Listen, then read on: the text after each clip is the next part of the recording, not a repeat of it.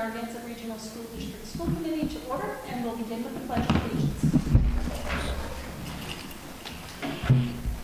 I pledge allegiance to the flag of the United States of America and to the republic for which it stands, one nation, under God, indivisible, with liberty and justice for all.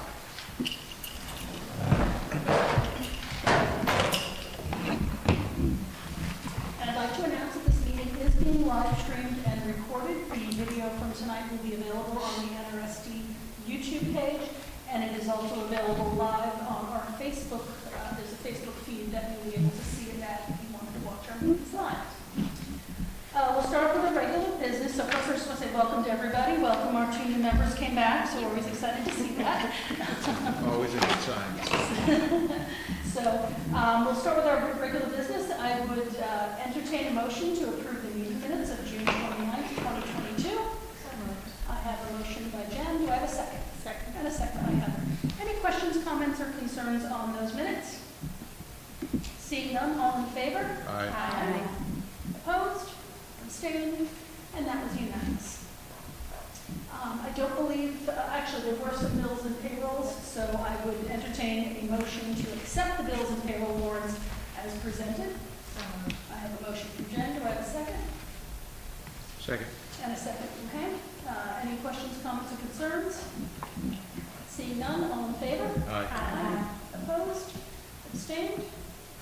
So that passes unanimously. And again, I'd like to thank you, Jen, for coming in and being our representative to sign all of those bills and payroll warrants. We don't have any appearances scheduled for tonight. Is there any public input for this evening? Seeing none, we'll move on. I don't see an NDEA rep tonight, which is probably a good thing. It means they're enjoying the last days of summer, so I'm sure we'll get a good update the next time that we meet. I'm going to turn it over to Dr. Kazavan and Anne Marie to talk about our FY22, a quick budget update, and FY23, because now we actually have a state budget. So I'll throw it over to the 2 of you, and then Anne Marie, if you even want to talk FY22 into your business manager's report, feel free to do so. Sure. You want to go, do you want to just start with FY22? Yeah. Yeah. Well, obviously, FY22, thankfully, is in the review. We have most of our work done, although I'll let Anne Marie talk about that here in a second. I think I'll just I'll just go ahead and give way to Anne Marie, who will kind of fill you in on how we're proceeding with closing the book, so to speak. So as you know, FY22, we had a major budget freeze. It was really tight. We really clamped down because we weren't sure how the year would play out. That worked. We were able to end in the positive. E&D is not done. It's not due until October. We're working on closing the books now with the treasurer. I have to focus on the end of the year report, which is due before E&D, so that's my biggest project now. FY23 is opened. Not a lot of activity happens in the summer, so it's just getting rolling now. I'm just going to go right into kind of like business managers reports. We just this week I submitted all of our entitlement grants, so those will hopefully get an approval before school starts.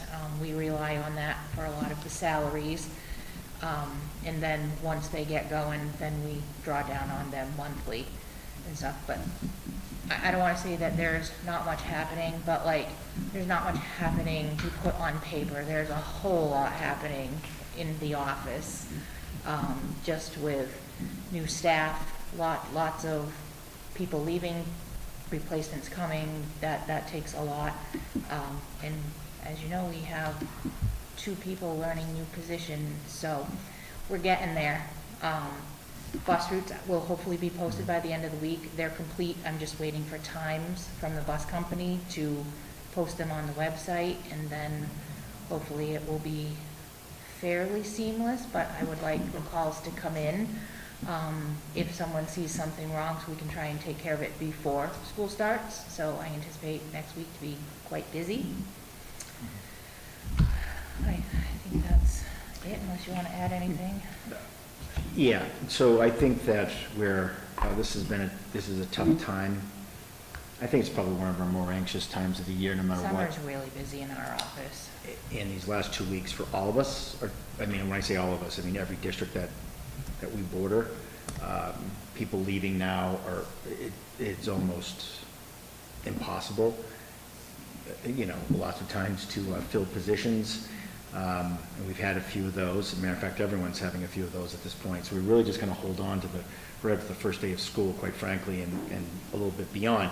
How does that affect our budget? Well, we've budgeted, and then if folks leave, and if you're going to replace someone, they may be out of your budget range, et cetera, and you have to start making some decisions. So otherwise, though, this is something that we go through every single year. It's not like it's any different this year, with the exception of that there's not a lot of folks who are really stepping up to fill roles in education, period. So you've heard a lot about the teacher shortage, et cetera, and I think that when it gets to times like this, you really start to see the impact on that, which then impacts your budget, no matter what happens. And of course, the educational value that you are trying to produce every year. Beyond that, we know what regional transportation is. We know that we have free lunch. We reported out this. Well, we've reported out on it, various different ways, and so that was very good news for us, for everybody, quite frankly. But we now have numbers, and we'll be able to again move forward. And hopefully, we will not have too many folks, or none. I don't want any more leave us as we go, because again, it not only impacts educational value, but it impacts the budget. But otherwise, we're in the throes of the busiest 2 weeks for central office anyway. So, Any questions from the committee members? I just want to give a special shout out to Anne Marie and all the other business managers out there. I think that you are like the unsung heroes, you and your teams this time of year. I don't think people understand the magnitude of reporting that is asked of the district that falls right into your lap. Never mind the fact that you're doing full-blown accounting reconciliations for a year to produce an end-of-year report. It's so much, and I don't think anyone truly realizes. So I just want to say thank you. Thank you. And also give a shout out to every other business manager that's out there doing the same thing. Okay. Just a quick question, because I think we had just chatted about this when we put the agenda together. When can we expect to see numbers for E&D? When do we have to have those reported? October 31st. October 31st. Okay, Yeah. so in the next couple of months we'll get. Yeah, so usually sometime in November, it depends on how busy DOR is when you submit it, how quickly they turn it around. So usually November-ish is when they certify a number. Okay, so probably maybe in our meeting mid-September, we're going to get a feel for what we're looking at. Yeah. E&D. Okay, great. And then I know that, as you've alluded to, Dr. Kazan, with the budget at the state level being finalized, we now have some final cherry sheets and such. Mm-hmm. And I know that we'll take a look back at FY23 and see what that means once we get FY22 in a position to be closed. So that'll be coming. So thank you. in the end, we were pleasantly surprised. I think how it all closed out. Transportation was a little bit higher than we anticipated. First time in a while, I haven't seen the minimum local contributions change for the towns, which is a nice thing. They remained the same, so it's pretty similar to what we had originally planned. Okay, we'll look forward to seeing more detail on that as it becomes available. School committee comments. Any comments from school committee members? I see none. I'm just going to jump ahead because I will be here next week when we have our opening of school for the teachers. And this is my second year missing that because I have my next kid moving into college. So I just want to put on the record, thank all of the teachers, the administration, staff, for everything they've done last year, as well as hopefully that they've been well rested and are ready to start another great school year. Hopefully one that will, I think in your opening message that you put out there, Dr. Kazman, that, you know, there's nothing normal anymore, but hopefully maybe a little less challenging we look for. So I did just want to put that out there that, you know, I'm sorry that I won't be there, but I certainly want to show my appreciation to everybody for getting the school year kicked off and started. Thank you. Surplus items, we don't have any of those, so we'll pass over the surplus items. Student handbook updates. I know there's something that we will probably get put in front of us in the next meeting or two that we're looking, but there's nothing for this evening to review, so we can pass over that. The MASC Joint Conference School Committee Development and Training. Since we now have a couple of new members, I just wanted to put out there that one of the requirements, MGL Chapter 71, Section 36A, which is orientation for school committee members, that within 1 year of your initial election or appointment, you have to complete at least 8 hours of orientation concerning the responsibilities of the school committee member. And there's all sorts of detail of what it must include. MASC as an organization provides this to us at no cost. Usually it's on a Saturday. They used to have, and I'm not sure if they still have an online version that you can do virtually. I haven't looked in a while to see what they're offering. But if you go out to masc.org, you can see charting the course, it's called. Right, charting the course. Yes, didn't sound right. It's usually on the right-hand side of the page. They list the upcoming trainings. So take a look, and if you can spare some time on Saturday, whenever they offer it, they've got usually post about 2 sessions, and they do them almost monthly. Additionally, if you are planning on coming to the MASC, the conference, the joint conference with MASS, you can also get your 8-hour credit. You will pick up a form and you fill out the sessions that you attend, and you can get Glenn Kuchar, the executive director of MASC, to sign off that you've attended those, and you'll complete that requirement that was agended last year. So it's a little different take on some of these items because you're hearing real life, what districts go through, so it's kind of an interesting take on things rather than the canned presentation. Both are very good. We're also talking about potentially getting together and doing a workshop for the team. Many of us haven't been through charting the course in quite some time, and it's always good to have a refresher. We can get one of our field reps from MASC to come out, spend a couple hours with us, go over any questions we have, highlight important items that are coming up, and we're going to try and get something together on that. So we'll work on that. And I think additionally we talked about maybe doing a finance type of session just to give everybody a, Tracy Novi does a 70 on 70, which if you see that advertised as a professional development, I would highly recommend that you take a look at it. I think it might even be out on the MASC website, recorded. Okay. And it'll give you an overview of what Chapter 70 is. Now remember, Chapter 70 is just the Chapter 70 in the Mass General Laws. We call it that like it's some weird thing, but it's just the law. And she'll go over how it gets interpreted into the very large spreadsheet that then talks about minimum contributions and what our allocations are and whatnot. So I would recommend that if you have any time. But we'll try to work on getting Tracy or someone from MASC to come out and maybe talk about some financials for us. So we'll work on that in the next several months. All right.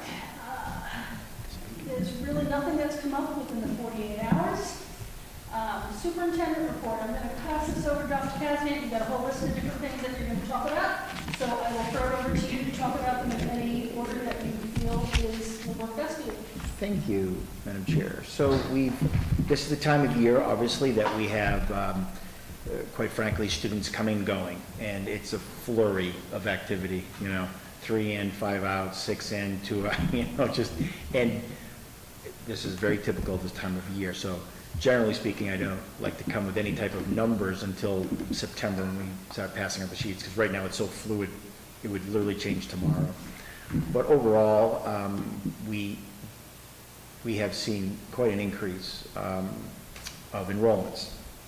Obviously, move-in enrollments is what I'm really speaking of, and I don't have a number for you right now because some of them we have to verify, quite frankly. So we are seeing pretty robust, opening week of folks coming in and registering their children, quite frankly, from all around the world. And, so so it's been honestly an interesting and great beginning. So I'll have more information certainly in September once things certainly settle down and we have some preliminary numbers. But just to kind of give you an example as of right now, and I'm only going to use some broad numbers because exacts are really not, they're not pertinent at this point.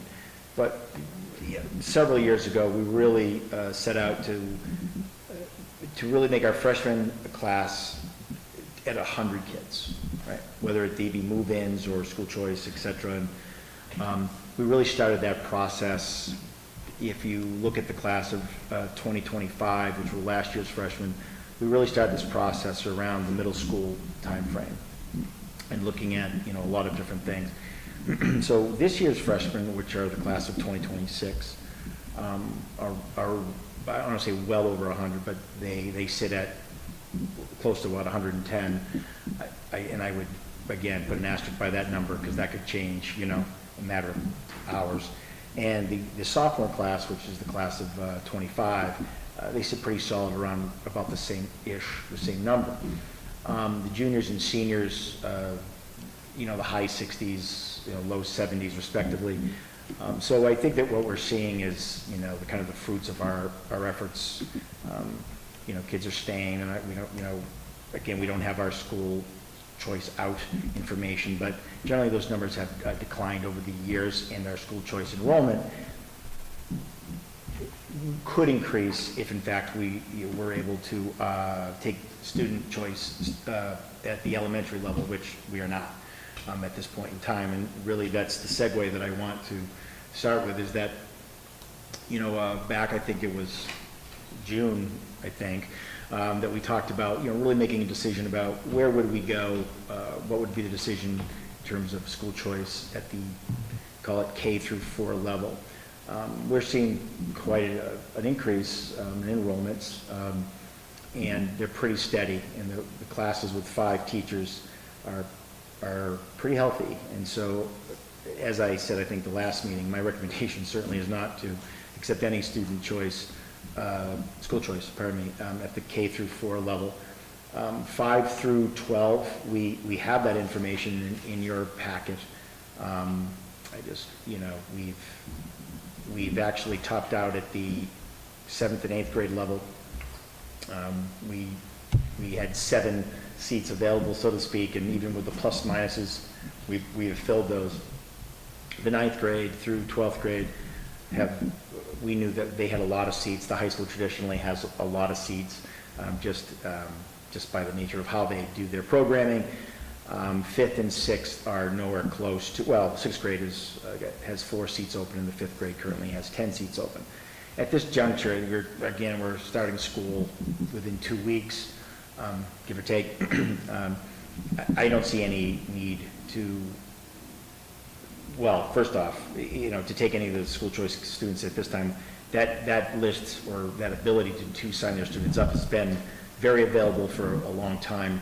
So at some point, we should just close school choice as we have, and then reassess. If we have no one on the wait list, I'm looking to Susan to make sure that we don't have, do we have any on the wait list for the groups that are, the grades that are closed? We do. We have a couple of folks that are Which in 8th grade.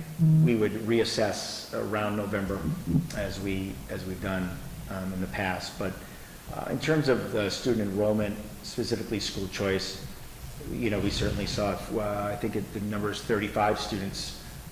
We've added 35 students in terms of school choice grades 5 through 12, mostly at the middle to beginning 8th and 9th grade of the high school. So certainly that's been certainly encouraging. We don't want to see it the other way, and it certainly has not. Do you want me to just kind of go through the whole thing? Okay, I just want to make sure. So school safety update, one of the things that we were able to do prior to the year ending is we wrote, in collaboration with the town of Templeton, specifically the Templeton Police Department, we wrote 2 we wrote for 2 federal grants, and they were COPS grants. One was for, I believe it's a 3-year, it's a 3-year grant to pay for a school resource officer, and the other grant was for more in the line of safety equipment. I generally call it stuff, but you're talking about alarms, you're talking about doors, you're talking about cameras. These are the type of things that are really a lot of money, right? So we wrote both grants. As I shared with, I certainly, Madam Chair, and Jen, beyond just writing the grant and going, gosh, I hope it happens, we've been very actively advocating with our representatives, both at the local and federal level, and so much to the point that that we have actually secured a letter of support from Senator Markey's office, which they will send in a joint letter between, from what I understand, with Congressman McGovern's office. And that's a big deal. It's taken quite a bit of several phone calls and emails just to get a response. And once we got on track, they've been very helpful, very responsive. So we'll see. The grants are they come due, or they'll notify awards in September. And so we sit here and wait, but at least that we know that as far as we're concerned, there is no, we've got as much support as we possibly could get for these items. The grant that would be the materials for cameras and door locks, et cetera, is close to about $140,000, give or take. And so that's quite an expense, something that we could never necessarily budget on our own, all in one, in one budget season. So we're excited to see what transpires. Beyond that, we have done quite a bit of work on the ground. So, Alice training has been, we've been very successful with working with our first responders from both towns to train effectively with the Alice protocols. That fell off the last couple of years, mostly because of COVID, but we just really were out of sync. And so we committed last year to really, making sure that we have all of our partners in line to move forward, and to make sure that we are very aggressive in the trainings, especially the Alice training and safety trainings that we will employ, and we will do that. Really a shout out to, and again, when we talk about municipalities and monies and those type of things, this is, a big deal. It's certainly not a secret that we have not had a full-time SRO for the last couple of years. Yes, we've had an SRO, but because of staffing issues, not the bearing of the Templeton Police Department, we have not been able to have a Monday through Friday, so to speak, SRO. It's been sort of a very different schedule. So the Templeton PD has, really stepped up and has ensured that we will have an SRO full-time in the district this coming school year. Steve Fliss, Sergeant Fliss, who I think he's been a police officer, for the town of Templeton well over 15 years, and he was a former SRO for 5 or 6 years, will be our SRO for the school year. And that's fantastic, because that's something that we won't, we don't have to worry about retraining or not retraining, just training in general. He certainly knows the job very well. He knows the kids, he knows the building, he knows the process. So that was a real big win for us in terms of an SRO, because we really didn't have much of an answer for that otherwise. The other part of what we're going to do is that we've reached out to a company that Renaissance 360? No, is it, it's Navigate? Navigate 360. 360, I think. They have the proprietary, licenses, I guess, to Alice itself, and there are many aspects to it, but there's an online training component to that, and we have secured that to go along with, of course, any of the drills that we do in the future and the trainings that we'll provide, because we do have 2 Alice trainers in this, actually technically 3 Alice trainers in this district that are certified to, of course, train and teach Alice. So again, we'll be able to effectively we'll get back to where we were in terms of the high level of training that we're used to.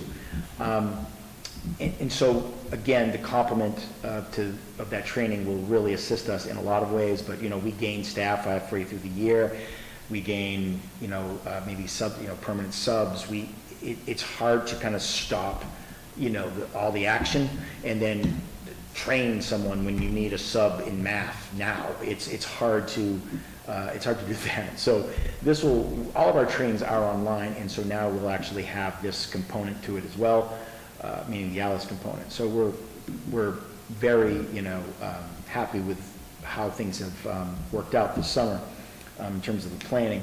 The other part is there's some real basic things that we can and should be doing better. One is, the use of badges. Everyone has a badge in the district, at least initially, and then people come, they go, and then how do you get the photo studio back? And so we're gaining the ability to do our own badges. That's going to take some time. That's not going to be immediate. But some of the things, and again, low-hanging fruit, but some of the things that we are going to require, as we've done in the past, is that if you're a staff member that does not have a badge yet, you just haven't had a chance for whatever reason, then this is your badge until, get the beautiful picture, and we'll be able to put that on there. Substitutes and visitors, et cetera, will also have the same requirement. We control access, so we know when folks come in, this will be a requirement, and again, there'll be certainly this is not something I'm going to need to sell to staff or to others. This is a really easy thing and a great thing, an easy way to make sure that the people that are in the building are people who should be in the building, as an example. So we've worked hard on that. We've, by email out to the collective, we've shut off all fobs for quite some time. We've changed all the alarm codes and have individualized alarm codes, so that way we are we know exactly who's alarming in and out of the buildings. That hadn't been done in a bit, so that was something that we did probably in June or July. And ultimately, that is absolutely going to be one of the major themes moving forward this year, about the little things that we can do, not propping doors, making sure that we feel very comfortable seeing someone walk down the hallway and doesn't have a badge. Who are you? Why do you not have a badge? Well, you need to go to the office and get a badge and stuff. Those things, as the adults in the building, we should be very empowered to do that, or feel very empowered, and we will be, and they are, for that matter. I'm going to stop, kind of a hard stop here to make sure I don't go too far down the list before folks might have a question about either of those two kind of large items. Yeah. Actually, just one question. We've talked about Alice training, and this is going to be a leading question, so I got to answer already. I know that we're doing some training with the staff on the first 2 days.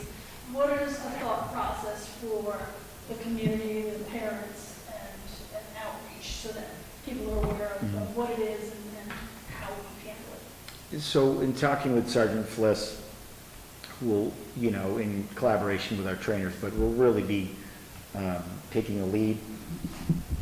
We have, again, we have to look at the calendar really and kind of use our time wisely, but through professional development days, et cetera. But This will be really the full complement of Alice training where when it's appropriate, and you have folks come in from the community to be part of a class, to see X, Y, or Z, and to do as much of outreach as possible that makes sense, of course, without giving away too many of the, again, we're not talking about exactly top secret materials, but there are some things that we don't discuss in public, quite frankly.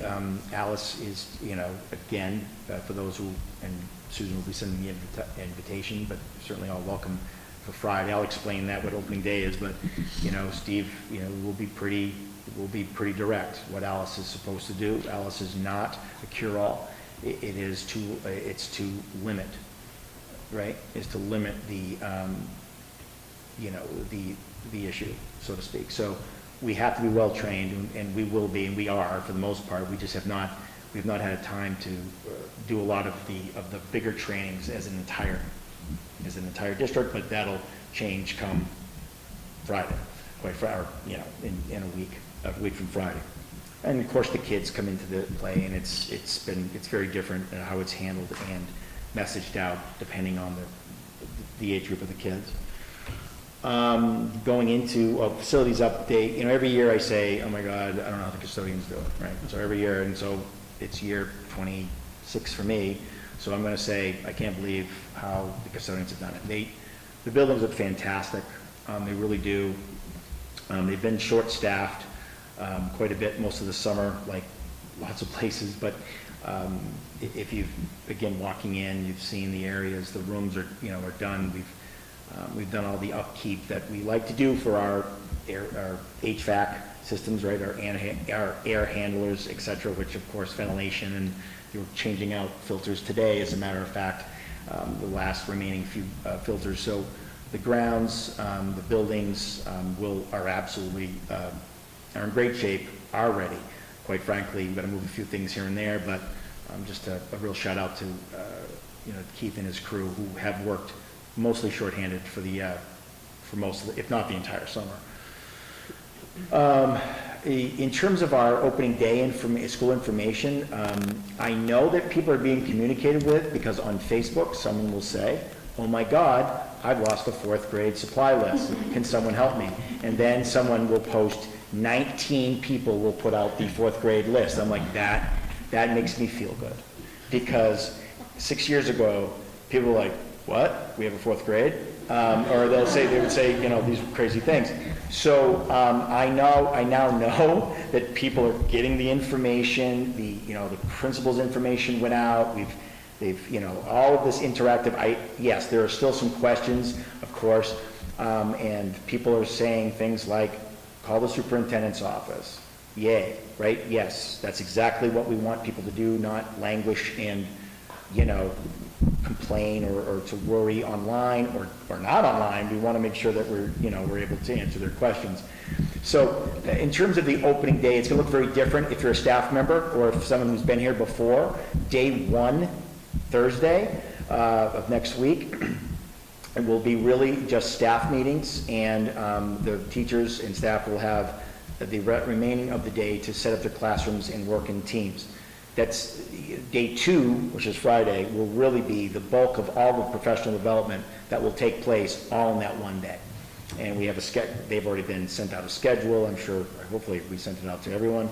But if you've looked at it, it's pretty busy, and has all of the mandatory trainings that are part of of the day-to-day operational stuff, but of course opening. And so Friday really is our one big professional development day, and all of those things will, and all staff members are required to be here for that. So everyone will have Alice, everyone will have the things that they need depending on their department or their job. Any questions about that before I move on to? If a school committee member wants to show up and join you for the opening day, that will be on Friday. It's on Friday. Susan is going to send out the invitations to all tomorrow to include our select board, which we do every year. So it would be on that Friday, not normally, Thursday was always the day we kind of kicked everything off. It's going to look a lot different. I've only given myself 3 hours to speak on Friday because of Alice. That's not true. So they want me off quick because they have Alice training and so. Coming back. What's that? It's been 3 hours. It's a two-play act, yeah, so we'll, there's 3 costume changes and a song at the end. But, yeah. Trust me. So, no, we're gonna try to make it as, they'll get me off, they'll give me the hook quick because there's quite a bit to talk about. And if you look at the schedule, there's quite a bit after that. So there's no room for any type of malingering, as they say, or hanging on. So I'm sorry, is there anything else on, no? Okay. Regional Agreement Amendment Committee update. I don't have one. I know that Mr. Marks isn't here today and he would generally take that. We did receive a letter from the town of Phillipston, town administrator's office from Phillipston, that simply said that they were, at that point, and this was back in July, that they were turning the draft over to their legal representation for a look. I know that it was an item on their select board, on their selectmen's meeting, I think a week or two. We have yet to hear anything since that point in time. I don't know if Templeton and Phillips are communicating, because truly, in one respect, just one respect, you have Templeton that has a town meeting, a special town meeting, it's October, right? October or November, or maybe September. Either way, they have one. This is one of the items on the list, and so a lot of this stuff I would think would need to be worked out. I don't know where we're at on that. I have not been communicated with. As the letter stated, they would be communicating with us/me. I have yet to be, I don't know. So I don't know where we stand. I do not have an update other than, what I've just communicated at this point in time. And the letter is part of the agenda, so I just saw that. Could we ask you to reach out to Phillipston and find out when they plan on giving us feedback? This is now going on two plus years, okay, he's been involved. And this should have been wrapped up in 1 year. And I certainly understand COVID did play a little bit of a part with trying to get meetings together. But this is now taken so much time from so many members of that committee to have it stalled out now.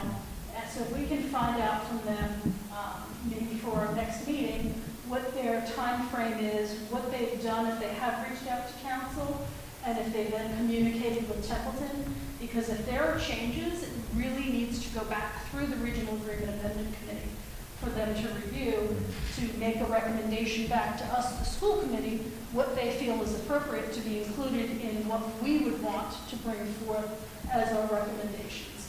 And I'm just concerned now that if there's major changes, we're back to the drawing board. And we also have a commitment to the members. It's a 1-year appointment, and that appointment is up within the next month. So we really need to reappoint this committee again. So we just need to get some finality from them on where they are, and so we know what steps we need to take to make sure that we're doing the right things. I will communicate that. Thank you. I think that's all I have for the superintendent. Yep. At the next meeting, I think you normally do it anyway, maybe the staff changes usually give us left and who are new, and you'll have a better feel for that, obviously, after next week. We had 3 resignations in the last 2 days. Yeah. So when that happens, that's why we don't update our board. We don't update, we have a staffing board, and certainly it would almost be, I hate to say it this way, but useless to update you right now, because I don't know, at this point in time. Keeping people around. And that's exactly what's happening at this point. So probably next. Oh, absolutely, right, sure, absolutely, we all need to know. So I certainly will communicate that. Does anybody have any questions or comments for Dr. Kazavant at this point on the multitude of topics we've gone over? Well, back on the enrollment update, you said that K-4 was pretty robust, and that's why we're not doing any school choice. Do we have approximately what class sizes are right now? The class sizes? Roughly, I know you said it's changing daily. Well, but if I go back to Norman. yeah, I would say they're around 25, 26. I mean, I hate to say that without actually having Right. it in front of me, but I would easily say that they're approaching that, they're that at least at this point, which is fine. Kindergarten, we've seen a lot of kindergarten registrations, so I don't know exactly what that entails at this point. They're small but mighty, so we'll see. So yeah, that would say roughly, and again, I don't think that and I don't know if the kindergarten is that high. It's generally not that high. So when I say 24, 25 in that area, I'm really talking about grades 1 through 4. At the middle school, it gets a little bit higher, but it's a different kind of, set of how things work and rotate. So I think that would be fair without really overstating or understating at this point. And maybe for next time, too, if you wanted to report out on our Thrive program, because we'll be, Yes. yep, and we'll see where that is, because I know when last we met, we were very excited. Yep. And from what I hear, we should remain excited until we get kind of a report out on that. And I'd like to, the preschool, I know that we were looking to put that classroom together, like how are we doing with that? What kind of numbers we're looking at? I'm really kind of curious, with COVID, I know that we saw, I'll say a dip, I don't want to say a drop, a dip in the enrollments, because I think some people weren't comfortable, so they kept their kids home, or maybe took other means of having that year. I'm curious to see what that's going to do with these kindergarten enrollments, if they're robust. Well, I can tell you that we were already on a 3-student wait list as of June. So in other words, that had already filled. Meaning the pre-K full-day class was already full. So at that moment in time, we're seeing quite a few. It's been interesting to watch them come through. But again, we don't know until the dust settles, and because people do leave, they'll enroll and leave, or something will happen. So but yeah, I think that we'll certainly report out on that as well. Maybe a whole early childhood report out would be the best way to do We that. have 85 kindergartners at the moment. I'm sorry? 85 kindergartens. 85 kindergartners, that's higher than, yeah, that's a lot. Right. And no school choice. So remember, I want to make sure I keep saying that over and over again.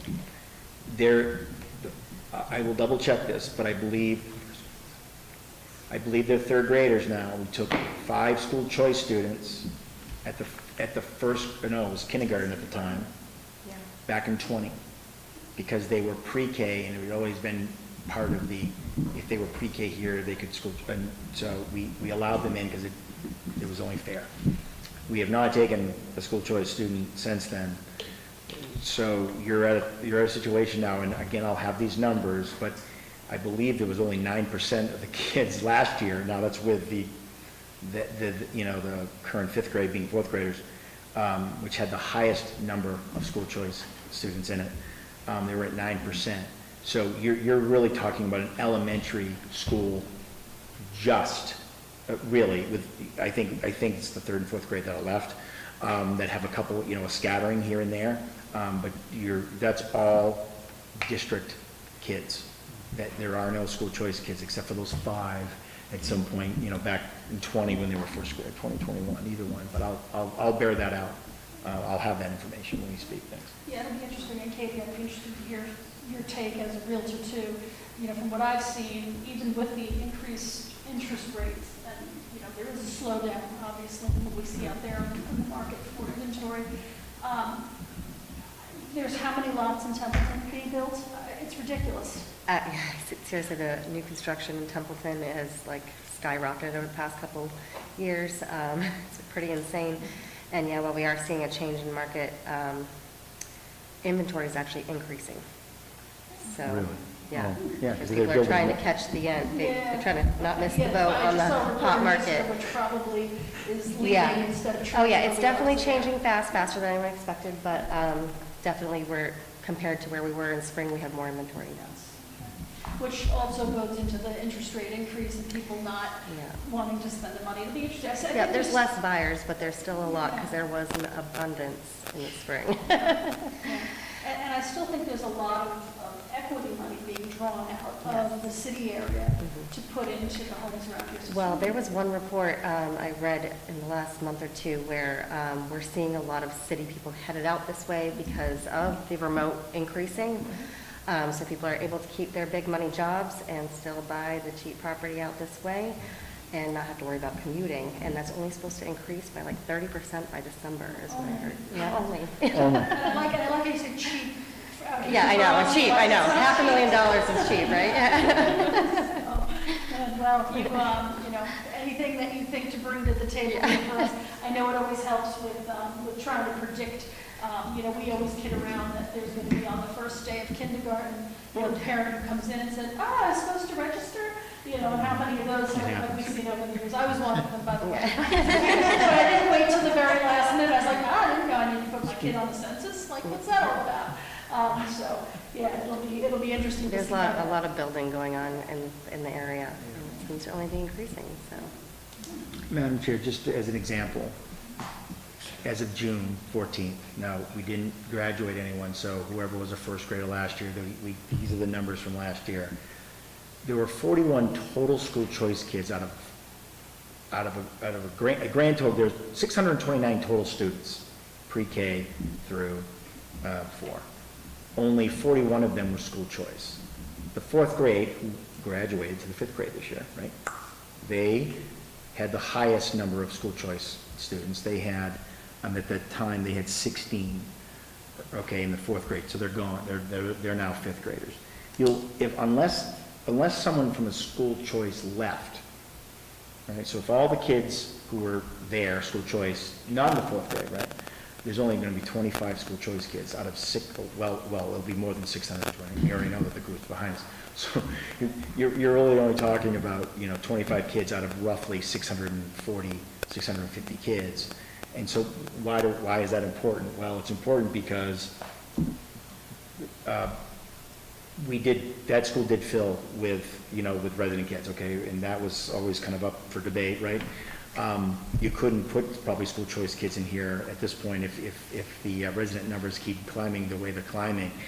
It's important for us we live off of school choice in a lot of ways, right? And so it's a double-edged sword, but most people want to school choice their children in the elementaries, right? To kind of give them a cohort throughout their entire, their career.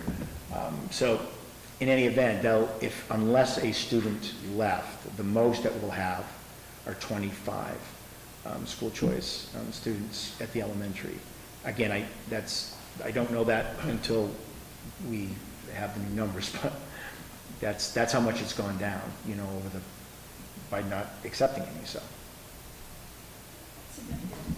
So, yeah, it'll be interesting to see once you get through all the things you need to do, that kind of school choice revolving analysis to see where we stand once we know who's here and who's not, to see, how many years and/or months we have left for funding things. So, with that number continually going down in the elementary, it's going to get harder and harder to maintain the levels we need to fund the programs that we need to fund through those monies. So, anything else for Dr. Kazarant? Okay, we'll move on. Curriculum and instruction. We have our new assistant superintendent, Marcy Perchin here. So I don't know if you want to find a microphone maybe to talk to. Do you need me to use microphone, or am I loud enough? I can hear you pretty well. Okay. I never have that problem.